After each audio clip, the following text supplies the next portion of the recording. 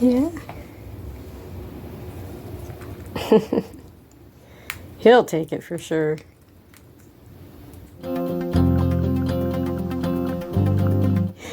Looks like an orange chicken. Yeah, you do. Yes. Oh, yay. Good boy. That's a good boy. Yes.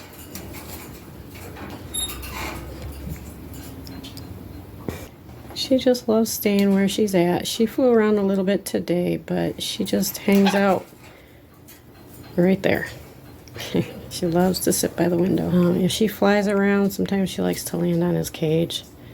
And then not long after, she'll just go back in her own. So I leave the door open because she doesn't really fly about a lot. She's quite content, at least for now. I'm trying to get her used to me more and more every day. So I think that's really good progress because I have her in her normal place and she's, I'm not like trying to cover the door. She flew out earlier and she had a nice little flat flight around the house, you know. But mainly she stays by his cage. Alright guys, she's as happy as can be. I did buy her that little sand perch in the back. You're supposed to put those into their cage, but just, whoops, see, she's getting a little nervous because of the camera. It hurts their feet if they're on it too much, so I try to make sure she's not on it too much.